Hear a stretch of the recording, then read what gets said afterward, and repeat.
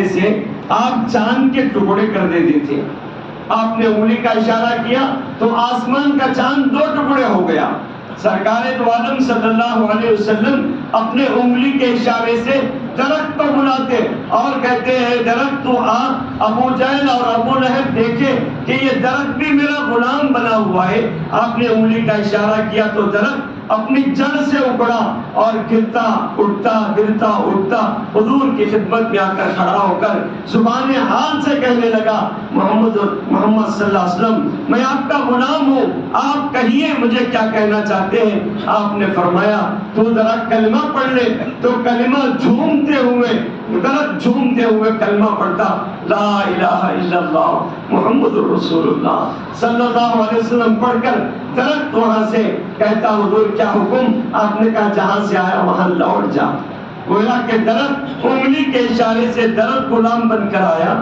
آپ کے انگلی کے اشارے سے چاند 2 ٹکڑے ہو گیا. یہ انگلی کی طاقت اور قوت اور نورانیت اور برکت ہے.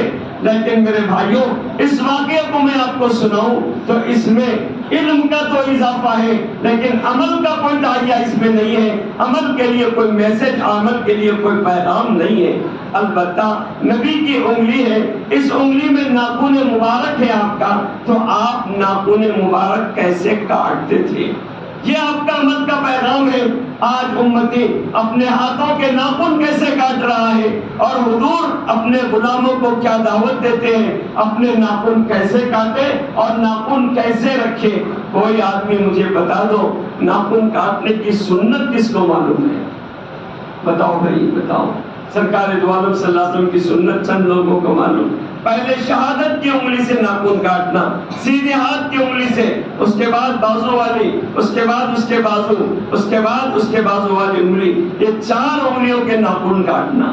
اس کے بعد پھر یہ کرن انگلی سے یہ ناخن شروع کرے, یہ انگوٹھا بھی کاٹ لے, آخر میں سیدھے ہاتھ کا انگوٹھے کا ناخن کاٹنا یہ سنت ہے. اور جو آدمی حضور کی سنت کی نقل کرے گا مجھے یقین ہے دنیا والوں کی نقل کرنے پر تو آدمی کو انعام ملتا ہے. رسول اللہ صلی اللہ علیہ وسلم کی سنت پر عمل کرنے والوں کو اللہ جنت دیتے ہیں. جنت نقش قدم نبی کے ہیں, سنت کے راستے نقش قدم نبی کے ہیں, جنت کے راستے اللہ سے ملاتے ہیں سنت کے راستے, اللہ سے سنت کے راستے ملاتے. یہ انگلیوں کے ناخن کاٹنے کا سنت طریقہ ہے. آج کل نوجوانوں کا ہر ایک نوجوان کو دیکھا اس کے ہاتھ کا ناخن بہت لمبا. میں بہت غور کیا یہ انسان ہے یا جانور ہے. یہ دیکھا اتنا بڑا لمبا ناخن 2 انچ 3 انچ کا اتنا بڑا ناخن. میں اس کو ہاتھ پکڑا, بولا السلام علیکم. وعلیکم السلام. بیٹا یہ کیا ہے؟ بولے مولانا یہ ناخن ہے. میں نے کہا کس کا ہے, انسان کا ہے یا ریچھ کا ہے یا بندر کا ہے, کس کا ناخن ہے؟ میں مولانا میرا چھے. میں بولا کیا کرتے اس سے؟ کھجا لیتا ہوں. میں بولا انسانوں کو کھجا لیتے ہیں یا آپ اپنی پیٹ کھجا لیتے ہیں؟ اگر کیا کرتے یا ناخن کھجانے کے لیے اتنا بڑا ناخن جس میں گندگی لگی رہتی ہے, اور ایسے ناخن رکھنے سے حضور نے منع فرمایا. لمبے بال اور لمبے ناخن رکھنے کی حضور نے ممانعت فرمائی, ان پر لعنت فرمایا ہے جن کے ناخن لمبے اور بال لمبے رہتے ہیں. آج کل نوجوانوں کے بالوں کو دیکھا, پہلے تو تھوڑے تھوڑے ہپی کٹ بولتے تھے اس کو, ہپی اس کا نام تھا ہمارے بچپن میں. ہپی بولے تو یہ کانوں تک ہی رہتے تھے وہ ہپی. اب اس کے ساتھ ایک پینٹ پہنتے تھے, اس پینٹ کا نام تھا بیل باٹم. بچپن کی باتیں یاد ہوں گی آپ کو, بیل باٹم. اب وہ بیل باٹم بھی ضروری ڈھیلی تھی. اب کیا ہو گیا, وہ ایلیفنٹ باٹم ہو گیا, ہاتھی کا پاؤں اتنا لمبا. اس کا پیچھا روڑا جھاڑ لیتے پھرا ہوں. منسپالٹی کی جھاڑو بن کے تھا, جدھر گئے ادھر روڑا جھاڑ لیتے, اس کی پینٹ جا رہی تھی. اب وہ زمانہ چلے گیا, اب وہ ہپی بھی نہیں رہی, وہ بیل باٹم بھی نہیں رہا. اب اتنا ٹائٹ بدن, جسم پہ اتنا ٹائٹ پینٹ, 2 آدمی مل کے کھینچے تو بھی نہیں اترتی ہو, اتنی ٹائٹ پینٹ. ارے میاں ایسا کیوں پہنے؟ بولے نہیں مولانا یہ فیشن ہے. اچھا ٹائٹ پہنے تو پہنے, اس میں وہ بھی پھٹی ہوئی پہن رہے. ایسا معلوم ہو رہا من کے لائق پردادا کی پینٹ پہن رہا, پوترا دادا کی نہیں, بڑ دادا کی, یہاں پر ٹی وی, یہاں پر ٹی وی, یہاں پر ٹی وی. میں بولا ارے پھٹی پینٹوں میں رمیا, نوجوانوں پہ چڑھا ہے بوٹ ڈسکو کا, پھٹے پینٹوں پر پہنتے ہیں بوٹ ڈسکو کا, یہ کیسی پینٹ پہنا ہے؟ اے مولانا نہیں پینٹ ہے, یہ پھٹی نہیں ہے. میں بولا پھٹی ہوئی ہے, نہیں کیسی ہو گئی؟ نہیں بولے یہ فیشن ہو گیا. ماشاءاللہ بے عقلی کا فیشن. ہر آدمی جیب یا تو پہلے سینے پہ رکھتا تھا یا تو آزو بازو بغل کے بازو میں رکھتا تھا. اب ان کا جیب کہاں ہے؟ گھٹنے کے نیچے. پینٹ کا جیب کہاں ہے؟ دیکھیے کبھی آپ گھٹنے کے نیچے, پیچھے تو بھی رہتا سامنے تو بھی رہتا, اب وہ جھک کے وہ پینٹ کے اندر رکھ لے رہا ہے. ارے اللہ اکبر. ایک پرندہ ہے, ایک جانور ہے, آپ دیکھے ہوں گے, قدرت نے اس کو ایسا بنایا اس کا بچہ اس کے پیٹ میں آ جاتا, زندہ بچہ بھی پیٹ میں لے لیتا ہوں, اتنا بڑا بچہ اس کا فوراً اس کو پیٹ میں ڈال لیتا ہوں. اللہ میاں بھی آپ کو عقل دیا, وہ جانوروں کی ویسی شاید. پینٹ کہاں ہے, کہاں پہننا, اور جیب کہاں لگانا کچھ نہیں معلوم, جیب نیچے لگا لیا ہے. یہ سب بے عقلی کے کام. جب سنت کے طریقے سے آدمی ہٹتا ہے تو اللہ ضلالت کے راستے پہ ڈال دیتا ہے, بے عزتی کے راستے پہ ان بندوں کو ڈال دیتا ہے. لہٰذا آپ سنت کا لباس بھی پہنیے اور سنت کے بال بھی رکھیے. بال ہے تو بالوں کو کنگھی بھی کیجیے. بال ہے اتنے بڑے رکھ رہے, پیچھے ربن لگا لے رہے.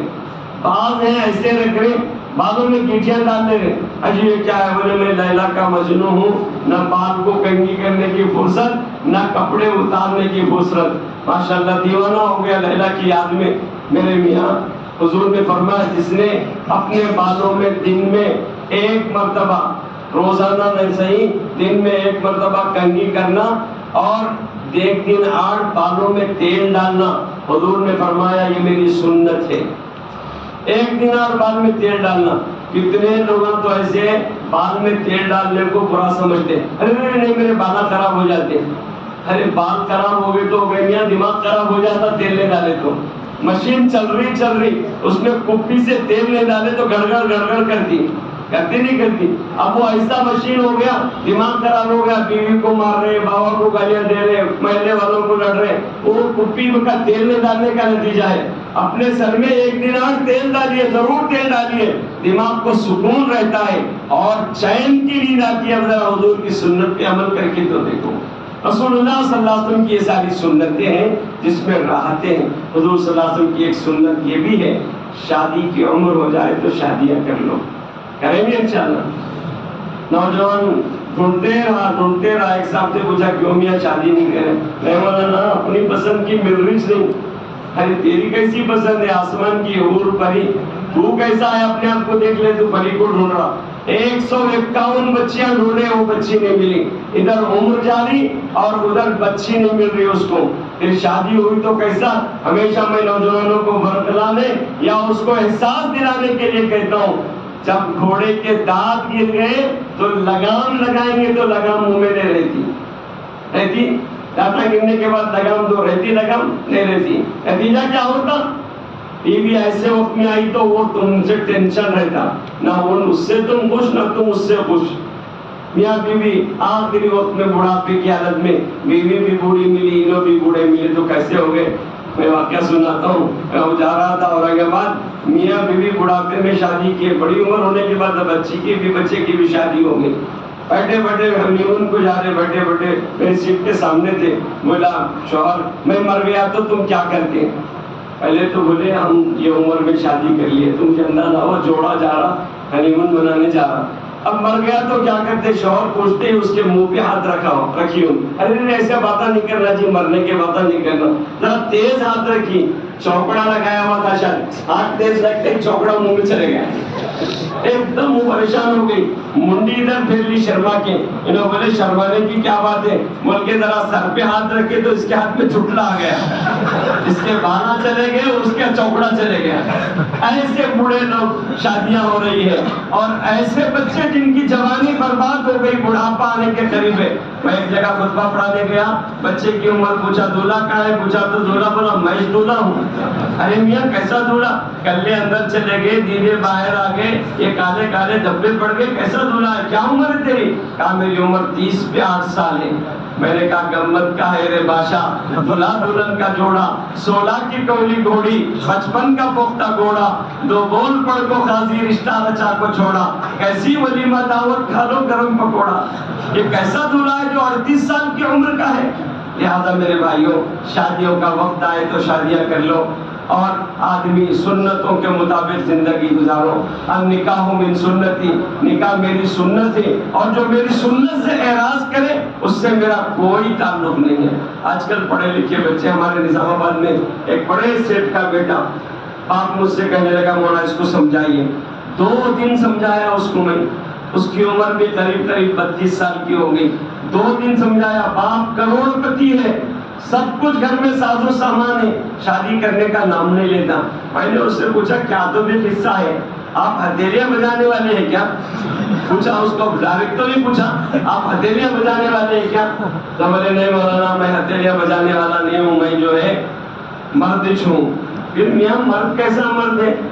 شادی کے کوئی جذبات نہیں، عمر جا رہی ہے، جوانی ڈھل رہی ہے، کبھی کچھ نہیں، کیا قصہ ہے؟ بولے مارکیٹ میں گائے مل رہی تو دودھ پاکٹ کا کون لیں گے؟ مارکیٹ میں پاکٹ مل رہی دودھ کا، اور یہاں گائے کون خریدیں گے؟ اس کا گوبر کون اٹھائیں گے؟ اس کے لاش کون کھائیں گے؟ یہ بھی دماغ بنا ہوا ہے پاس پاگلوں کا۔ حرام کاری گناہ ہے، حرام کاری گناہ ہے۔ شادیاں کرو، شادیوں سے سکون ہے، اور بربادی کرو گے، جوانی ڈھلاؤ گے، زنا کرو گے۔ رسول اللہ صلی اللہ علیہ وسلم نے فرمایا میری امت میں لوگ شادیوں کو مشکل کر دیں گے، زنا کو آسان کر دیں گے، تو سمجھو میری امت پہ اللہ کا عذاب جلد آئے گا۔ اور اللہ کا عذاب نہیں ہے، اللہ کا عذاب مختلف شکلوں کا ہے، بارش کی کثرت ہے، ظالموں کی حکمرانی ہے، اور نہ جانے کیسے کیسے اللہ کے عذاب ہے۔ لہذا آج توبہ کرو، شادیوں میں جلدی کرو۔ آپ بچے نوجوان بول رہے ہوں گے مول صاحب بول کے گئے جلدی کرو میری شادی، بچہ بھی بول رہا ہوں نہیں، ماں باپ جس وقت شادی کرے اس وقت شادی کرو۔ میں ماں باپ سے بھی بولوں گا، ایک نوجوان آ کر گھر سے بولا مولانا ہمارے ابا شادی نہیں کر رہے، میری عمر ہو گئی، سب کما رہا ہوں، پڑھ لکھ کے نوکری بھی کر کے دے رہا ہوں، شادی نہیں کر رہے، کیا کروں مولانا؟ تو میں بولا کیا کرنا، ہر مرض کی دوا زندہ تیری اسمان تھے، اب تمہارے یہ مرض کی دوا میں کیا بولوں؟ آخر میں بولا مولانا ان کے پاس ٹرک رہتی، اور ٹرک سے ٹرک ہٹتے ہیں، کوئی تو ایک ٹرک بتائیے۔ تو میں نے اس کا کیا ٹرک بتاؤں میاں؟ سوتے وقت میں کیا کرنا، ایسا اوڑھ لینا، اوڑھ لے کے اماں بابا جاگرے جب کسی ایک لڑکی کا نام لے لینا، انہوں بولیں گے پٹسی کی چکر دوسری چل رہی شاید، اس واسطے ذرا جلدی کرو ورنہ خاندان کو ڈبہ لگ جائے گا، ڈبہ لگ جائے گا۔ مگر بچے ایسا نہیں کریں گے، میں ایک مثال دیا ایسے۔ لہذا ماں باپ کو بھی چاہیے کہ وقت پر بچوں کی شادیاں کر دو، اگر شادی وقت پہ ہو تو اس بچے کے لیے بھی بڑے خیر ہے۔ لہذا شادی سنت کے مطابق کرو، کھانا سنت کے مطابق کھاؤ، اور اپنے گھر مہمان آئے تو دعائیں دے دو۔ اور آخر میں کہوں گا حضور اکرم صلی اللہ علیہ وسلم کی ایک ایک سنت پر عمل کرو گے، دنیا میں اس امت کو کوئی ذلیل اور خوار نہیں کر سکتا ہے۔ جو سنت پر چلے گا وہ زمین پر ایسا ہے جیسے آسمانوں پہ تارے چمک رہے ہیں، اور زمین پر لوگوں کے لیے مقتدا بنے گا، مقتدر بنے گا، باعزت رہے گا جو سنت پر چلے گا، اور جو سنت پر نہیں چلے گا وہ ذلیل و خوار رہے گا۔ اس کی حیثیت اللہ کی نگاہ میں، مخلوق کی نگاہ میں کیسی ہوگی؟ مولی گاجر کاٹ دیا جائے تو آدمی کو تکلیف نہیں ہوتی، اللہ کی نگاہ میں بھی وہ بندہ کاٹ دیا جائے یا میٹ دیا جائے جو حضور کی سنت کا گلا کما کرتا ہے، اللہ کے نزدیک اس کی کوئی حیثیت نہیں ہے۔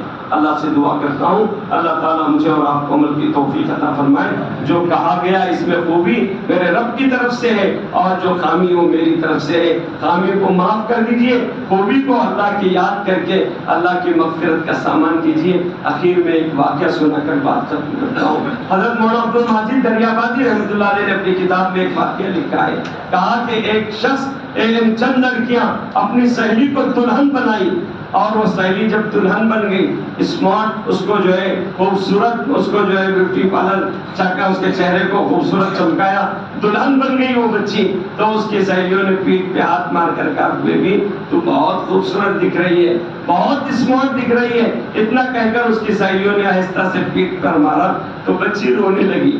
سہیلیوں نے کہا اتنے گھنٹے تیرے چہرے پر ہم نے پاؤڈر اور لپسٹک اور کریم ملا اور تو رو کر آنسوؤں سے اپنے چہرے کو خراب کر رہی ہے, کیوں رو رہی ہے, کیا ہم نے کمی کی؟ بچی نے کہا کہ تم نے اسمارٹ لگ رہی ہے. کہا تو مجھے ایک بات یاد آ گئی, رونا آ گیا. کہا کیا بات یاد آئی؟ کہا کہ تم کو اسمارٹ لگی ہے مگر میرا دل کہتا ہے کہ جو میاں جس سے میری شادی ہو رہی ہے وہ میاں مجھ سے کہے تو بہت اسمارٹ لگ رہی ہے تو میرا بیڑا پار ہو جائے گا. تمہارے کہنے سے کچھ نہیں ہوگا. بیوی شوہر کہتے تو اسمارٹ لگ رہی ہے تو میرا بیڑا پار ہو جائے گا. اس واقعے کو لکھ کر مولانا عبد المجید دریابادی کہتے ہیں اے لوگوں اس میں سبق ہے, رب تعالیٰ اگر بندوں سے کہے تو اسمارٹ لگ رہا ہے, تیری نمازیں بہت اچھی ہے, تیرا روزہ بہت اچھا ہے, تیرے نبی کی طریقے پر چلنے والی زندگی اچھی ہے, اسمارٹ تیری زندگی ہے, اگر رب کہے تو میری زندگی کامیاب ہے. دنیا والے کہے تو بہت اچھا ہے, میں ناکام ہوں, رب تعالیٰ اگر کہے تو میں اور آپ کامیاب ہے. میری نماز اللہ کو قبول ہو, میرا جلسہ اللہ کو قبول ہو, میرا کھانا کھلانا اللہ کو قبول ہو, اور اللہ کہے تیرا یہ سب پسند ہے مجھے, تو ہماری زندگی کامیاب ہے. دعا کیجئے اللہ تعالیٰ ہمارے ہر عمل کو یہ کہہ دے کہ تیرا ہر عمل مجھے پسند ہے.